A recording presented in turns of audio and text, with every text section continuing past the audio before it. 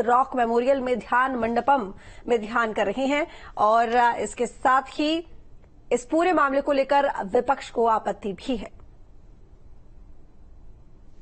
तो बता दें आपको कि प्रचार थम चुका है, लेकिन प्रचार खत्म होते ही प्रधानमंत्री नरेंद्र मोदी जो कि कन्याकुमारी में पहुंचे और ध्यान साधना में लीन हो गए। दरअसल प्रधानमंत्री मोदी कल शाम विवेकानंद रॉक मेमोरियल में ध्यान मंडपम में ध्यान करने के लिए पहुंचे हैं और 48 घंटे तक वो ध्यान ही करेंगे। लेकिन इसके साथ ही प्रधानमंत्री मोदी जिस साधना में लीन है, इस साधना को लेकर विपक्ष खूब तंज कस रहा है। इसके साथ ही कई तरह के सवाल भी उठाए जा रहे हैं।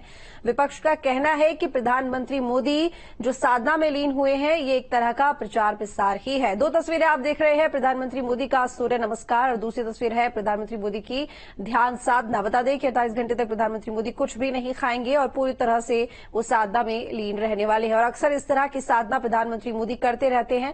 अब क्योंकि चुनाव है और आपको बता दें कि कल आखिरी चरण का चुनाव है, ऐसे में बनारस की अगर बात की जाए तो वहां पर भी चुनाव होना है, संसदीय क्षेत्र है प्रधानमंत्री मोदी का। उससे पहले प्रधानमंत्री मोदी जो कि साधना में पूरी तरह से लीन हो गए हैं। तो कन्याकुमारी में विवेकानंद रॉक मेमोरियल में ध्यान मंडपम में ध्यान कर रहे हैं प्रधानमंत्री मोदी।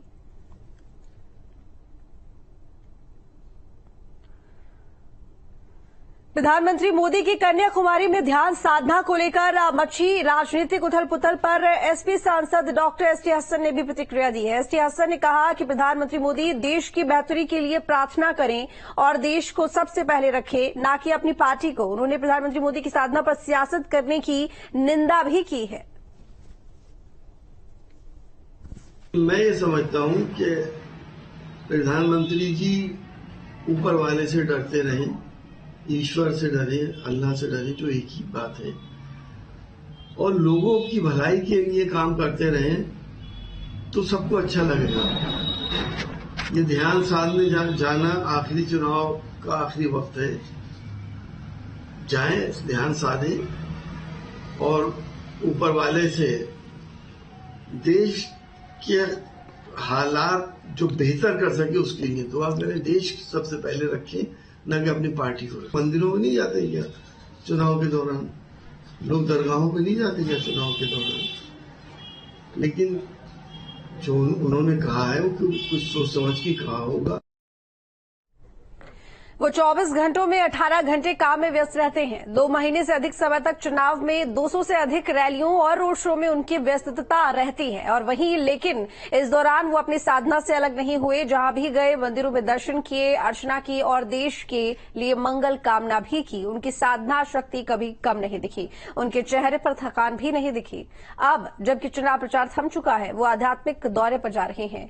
हम बात कर रहे हैं प्रधानमंत्री नरेंद्र मोदी की साधना शक्ति की, जो अब कन्याकुमारी की यात्रा पर है।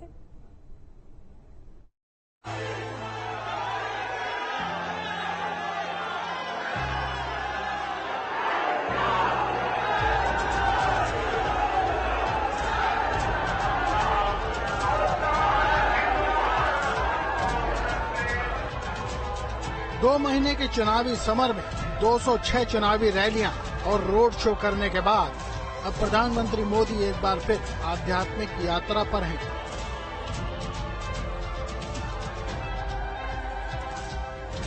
प्रधानमंत्री मोदी 31 मई से 1 जून की शाम तक कन्याकुमारी में विवेकानंद रॉक मेमोरियल में ध्यान मंडपम में ध्यान लगाएंगे।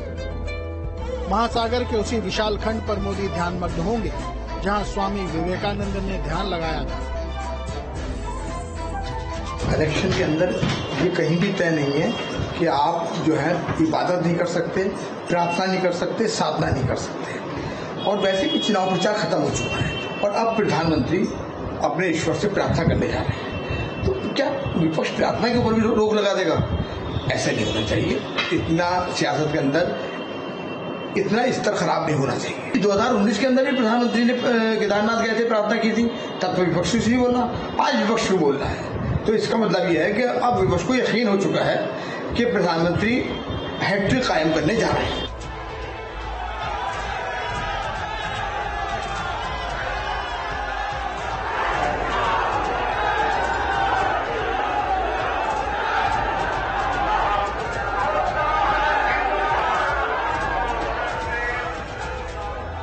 गर्मी के मौसम में चुनावी कार्यक्रमों में लगातार व्यस्तता के बावजूद पीएम मोदी ने विश्राम नहीं किया, लेकिन 7वें चरण के लिए प्रचार खत्म होते ही अपनी शारीरिक और मानसिक थकान मिटाने के लिए मोदी ध्यानमग्न होने जा रहे हैं। ऐसा नहीं है कि पीएम मोदी चुनाव के बाद पहली बार ध्यानमग्न होने जा रहे हैं। 2014 में वो शिवाजी के प्रतापगढ़ और 2019 में उत्तराखंड के केदारनाथ गुफा में ध्यान लगाने पहुंचे थे। पीएम मोदी अपने आध्यात्मिक प्रवास के दौरान श्री भगवती अम्बन मंदिर में दर्शन के लिए भी जाएंगे और वहां पूजा अर्चना भी करेंगे। ये मोदी का आध्यात्मिक पक्ष है। तो शुरू से बोल रहे हैं, अरे यार मोदी जी का स्क्रिप्टेड होता है, फोटोशूट होता है, उनको मूवी करना होता है, मूवी अपना रील बना ले। अरे नौजवानों को मोदी जी से एक चीज सीखना चाहिए कि रील कैसे बनाया जाए। चलिए, इंडिया गठबंधन। प्राचीन भारतीय संस्कृति में भी राजा जब अपने राजकाज से थक जाते थे तो वो अपनी जो है साधना के लिए संतों के और एकांत के आश्रम में जाकर के साधना किया करते थे। आज भारत के यशस्वी जो प्रधानमंत्री जो तपस्वी भी हैं उस शिला की ओर जा रहे हैं, कन्याकुमारी के उस पावन क्षेत्र की ओर जा रहे हैं। प्रधानमंत्री मोदी की मंदिरों में अगाध आस्था है। वो कहीं भी जाते हैं तो मौका मिलते ही साधना और दर्शन करना नहीं भूलते। 4 महीने पहले भी रामेश्वरम के दौरे पर पहुंचे पीएम ने पवित्र नदी में स्नान किया था और पानी में ही माला का जाप किया था। मोदी सनातनी परंपरा का निर्वहन करते हैं, देवी देवताओं को पूजते हैं। इससे उनके अंदर ऊर्जा और उत्साह का संचार होता है, काम करने के लिए शक्ति मिलती है। 7 चरणों के चुनाव के दौरान भी प्रधानमंत्री लगातार चुनावी रैलियों में व्यस्त रहे और इसी व्यस्तता के बीच वो जिस भी जिले में रहते वहाँ के प्रसिद्ध मंदिरों में दर्शन करना और साधना करना नहीं भूलते। शिव ही एक ऐसे देवता हैं जो अप्राप्त को भी प्राप्त कर सकते हैं। भावी मेट सकहि त्रिपुरारी, जो भविष्य में नहीं है, भाग्य में नहीं, उसको भी त्रिपुरारी माने भगवान शिव की कृपा से प्राप्त किया जा सकता है। 12 ज्योतिर्लिंगों में रामेश्वरम का एक प्रमुख स्थान है। तो उस स्थान पर जब जाके वो साधना करेंगे, उपासना करेंगे तो नाद ब्रह्म की उपासना होगी। और शिवम कल्याणम, शिव का अर्थ होता है कल्याण, मंगल।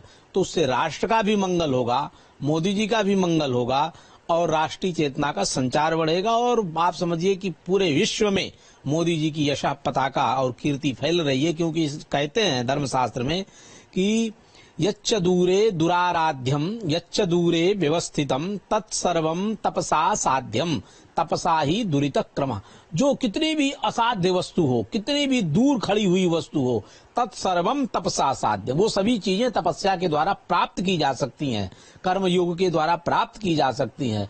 तपसा ही दुरित क्रम, इसीलिए तपस्या अपनी तपश्चर्या के माध्यम से भगवान शिव की आराधना करके भगवान शिव की कृपा प्राप्त कर रहे हैं कि मेरे जो 140 करोड़ भारतवासी हैं उनका मंगल हो।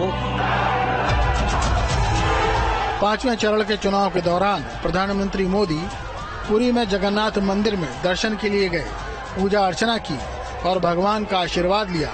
इसके बाद ही रैली में मोदी ने जगन्नाथ मंदिर के रत्न भंडार की सुरक्षा का मुद्दा भी उठाया था।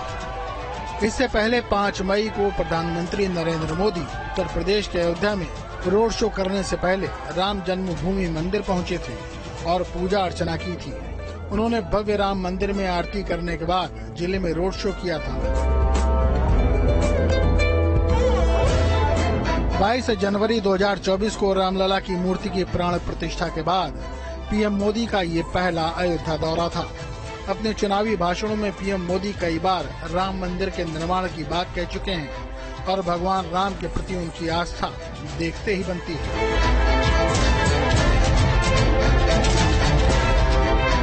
भारत राम कृष्ण और ऋषियों का देश है। हमारे भारत में राजाओं के यहाँ एक परंपरा है, ऋषियों की परंपरा है।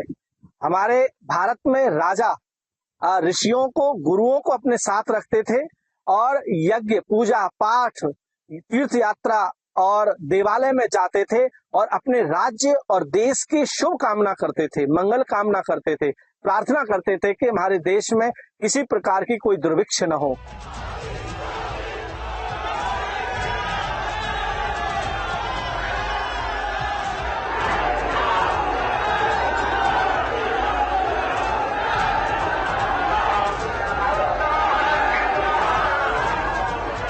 मई मंगलवार देर रात प्रधानमंत्री नरेंद्र मोदी अपने संसदीय क्षेत्र वाराणसी के संकट मोचन मंदिर भी पहुंचे थे और उनका दर्शन पूजन किया था। इसके बाद प्रधानमंत्री नरेंद्र मोदी ने वहां मौजूद श्रद्धालुओं से उनका हालचाल भी जाना। 2014 के आम चुनाव में प्रधानमंत्री पद के उम्मीदवार बनने के बाद नरेंद्र मोदी सबसे पहले इसी दरबार में आशीर्वाद लेने पहुंचे थे। इसके बाद अब सीधे 10 साल बाद पीएम मोदी संकट मोचन के दरबार में हाजिरी लगाने पहुंचे।